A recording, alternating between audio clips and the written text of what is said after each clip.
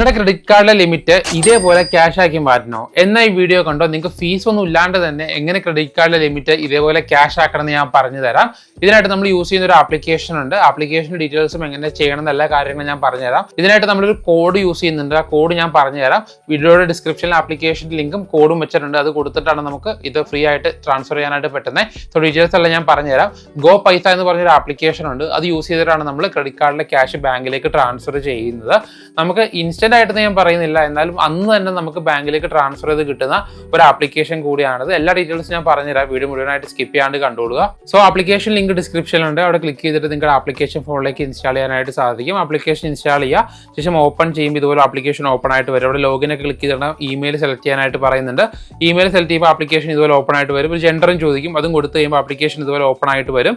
അവിടെ നമുക്ക് മുകളിലായിട്ട് ഇൻസ്റ്റന്റ് മണി എന്ന് പറഞ്ഞൊരു ഓപ്ഷൻ ഉണ്ട്. അവിടെ ജസ്റ്റ് ക്ലിക്ക് ചെയ്തുകൊണ്ട് നമുക്ക് ഈ പറയുന്ന ട്രാൻസ്ഫർ ചെയ്യാനായിട്ട് സാധിക്കും. അവിടെ ക്ലിക്ക് ചെയ്യുമ്പോൾ നമുക്ക് ഈ പറയുന്ന പോലെ സിം ഒതന്റിക്കേഷൻ ചെയ്യാനായിട്ട് പറയും. നമ്മൾ ഏത് മൊബൈൽ നമ്പർ വെച്ചാണ് ലോഗിൻ ചെയ്യുന്നത് ആ നമ്പർ ഇവിടെ വേണം, ഫോണിൽ വേണം. അതാണ് സംഭവം. സോ സിം സെലക്ട് ചെയ്തതിന് ശേഷം അടുത്ത പേജിൽ നിങ്ങളുടെ ഫുൾ നെയിമും നിങ്ങളുടെ പാൻ കാർഡിൻ്റെ നമ്പറും കൊടുക്കാനായിട്ട് പറയും. അത് രണ്ടും കൊടുത്ത് കണ്ടിന്യൂ ക്ലിക്ക് ചെയ്യുക. ശേഷം അടുത്ത പേജിൽ ഇവിടെ പേ വിയ ക്രെഡിറ്റ് കാർഡ് എന്ന് പറഞ്ഞൊരു ഓപ്ഷൻ കാണാനായിട്ട് സാധിക്കും. അതാണ് നമ്മുടെ ഓപ്ഷൻ എന്ന് പറയുന്നത്. അവിടെ ജസ്റ്റ് ക്ലിക്ക് ചെയ്യുമ്പോൾ ട്യൂഷൻ എന്നൊരു ഓപ്ഷൻ ഫസ്റ്റ് തന്നെ കാണാനായിട്ട് സാധിക്കും. അതാണ് നമ്മൾ സെലക്ട് ചെയ്യേണ്ടത്. അത് സെലക്ട് ചെയ്യുമ്പോൾ നമുക്ക് എത്ര എമൗണ്ട് ആണെന്ന് ചോദിക്കും. 49 സംതിങ് ആണ് നമുക്ക് ഒറ്റയടിക്ക് ചെയ്യാനായിട്ട് പറ്റുന്നത്. ഞാനൊരു 10,000 ഇവിടെ സെലക്ട് ചെയ്ത് കാണിച്ചു തരാം. 10,000 സെലക്ട് ചെയ്യുമ്പോൾ റിസീവർ ഫുൾ നെയിം എന്നൊരു ഓപ്ഷൻ ഉണ്ട്. ഇവിടെ നമുക്ക് നമ്മുടെ സ്വന്തം അക്കൗണ്ടിലേക്ക് ഫണ്ട് ട്രാൻസ്ഫർ ചെയ്യാനായിട്ട് സാധിക്കത്തില്ല. നമ്മുടെ സിസ്റ്ററിൻ്റെയോ ബ്രദറിൻ്റെയോ ഫാദറിൻ്റെയോ മദറിൻ്റെയോ റിലേറ്റീവ്സിൻ്റെയോ ഫ്രണ്ട്സിൻ്റെയോ വേറെ ആരുടെ അക്കൗണ്ടിലേക്ക് വേണമെങ്കിൽ നമുക്ക് ട്രാൻസ്ഫർ ചെയ്യാനായിട്ട് സാധിക്കും. സോ വിശ്വാസമുള്ള ഒരാളുടെ അക്കൗണ്ടിലായിട്ട് മാത്രം ട്രാൻസ്ഫർ ചെയ്യാനായിട്ട് ശ്രമിക്കുക. അതിനായിട്ട് ഇവിടെ ഫുൾ നെയിമും അതേപോലെ തന്നെ ആളുടെ വാട്സപ്പ് നമ്പറാണ് കൊടുക്കേണ്ടത്. അത് കൊടുത്തിട്ട് കണ്ടിന്യൂ ക്ലിക്ക് ചെയ്യുമ്പോൾ അടുത്ത പേജിലോട്ട് വരും. അവിടെ നമ്മൾ ഏത് ബാങ്കിലേക്കാണ് ട്രാൻസ്ഫർ ചെയ്യേണ്ടത് ആ ബാങ്കിൻ്റെ അക്കൗണ്ട് നമ്പർ 2 തവണയും IFSC കോഡും കൊടുത്ത് പാൻ കാർഡും കൊടുത്ത് സബ്മിറ്റ് ക്ലിക്ക് ചെയ്യാനായിട്ട് പറയുന്നുണ്ട്. ഇത് കൊടുത്ത് കഴിയുമ്പോൾ അടുത്ത പേജിൽ ഇതുപോലെ ലോണിൻ്റെ ഡീറ്റെയിൽസ് കാണിക്കും. നമ്മൾ എമൗണ്ട് സെലക്ട് ചെയ്ത് കാണാനായിട്ട് സാധിക്കും. ട്രാൻസ്ഫർ ചെയ്യുന്ന എമൗണ്ടും അതിൻ്റെ ഫീസും കാണിക്കും. 10,000 ട്രാൻസ്ഫർ ചെയ്യുമ്പോൾ വെറും 236 രൂപയാണ് ഫീസ് വരുന്നത്. 2% വരുന്നത് വിത്തിൻ 48 hours എന്നാണ് പറയുന്നത്. പക്ഷേ ഈ 48 hours നിങ്ങൾ നോക്കണ്ട.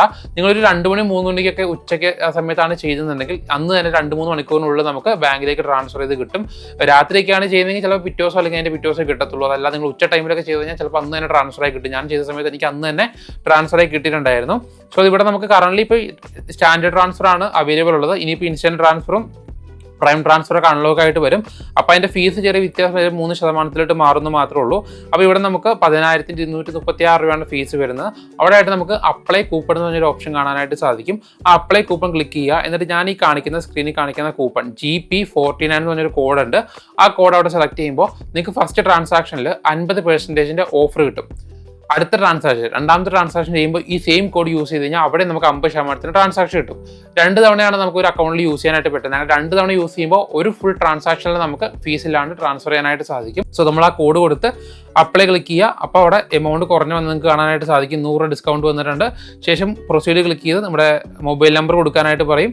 മൊബൈൽ നമ്പർ കൊടുത്ത് അടുത്ത പേജിൽ നമ്മുടെ കാർഡിൻ്റെ ഡീറ്റെയിൽസ് കൊടുക്കാനായിട്ട് പറയും. കാർഡ് നമ്പറും എക്സ്പയറി ഡേറ്റും CVയും കൊടുത്ത് മൊബൈൽ നമ്പറിലേക്ക് OTP വരും. ആ OTPയും കൊടുത്ത് കഴിയുമ്പോൾ നമ്മുടെ ട്രാൻസ്ഫർ കംപ്ലീറ്റ് ആയിട്ട് ഇതുപോലെ ഇൻ പ്രോഗ്രസ് എന്ന് പറഞ്ഞ് കാണിക്കും.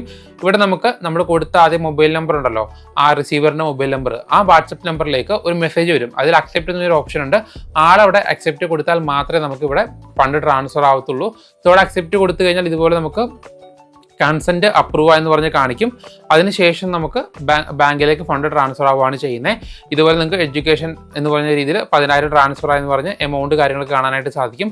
ആഴ്ച തവണ ഞാൻ ചെയ്തപ്പോൾ എനിക്ക് പറഞ്ഞ പോലെ പിറ്റേ ദിവസം കണ്ടാണ് ക്രെഡിറ്റ് ആയത്. പിറ്റേ ദിവസം കണ്ട് രണ്ടാമത്തെ തവണ ഞാൻ ചെയ്ത സമയത്ത് എനിക്ക് അന്ന് തന്നെ ക്രെഡിറ്റ് ആയി. സ്ക്രീനിൽ കാണിച്ചു തരാൻ ടൈം കാര്യങ്ങളൊക്കെ നമുക്ക് നോക്കിക്കഴിഞ്ഞാൽ കാണാനായിട്ട് പറ്റും. അന്ന് തന്നെ എനിക്ക് ക്രെഡിറ്റ് ആയി. 2 തവണ ഞാൻ ചെയ്തിട്ടുണ്ടായിരുന്നു. രണ്ടാമത്തെ തവണ ഉച്ചയ്ക്ക് ചെയ്തുകൊണ്ട് എനിക്ക് പെട്ടെന്ന് തന്നെ ട്രാൻസ്ഫർ ആയി കിട്ടിയിട്ടുണ്ടായിരുന്നു. ഇതുപോലെ ഉച്ചയ്ക്ക് ചെയ്യുവാണെങ്കിൽ അന്ന് തന്നെ നിങ്ങളുടെ അക്കൗണ്ടിലേക്ക് ഫണ്ട് ട്രാൻസ്ഫർ ആയി കിട്ടും. ഇതുപോലെയാണ് നമ്മുടെ ക്രെഡിറ്റ് കാർഡിലെ ഫണ്ട് നമുക്ക് ബാങ്കിലേക്ക് ഈ ആപ്ലിക്കേഷൻ ഉപയോഗിച്ചുകൊണ്ട് ട്രാൻസ്ഫർ ചെയ്യാനായിട്ട് സാധിക്കുന്നത്.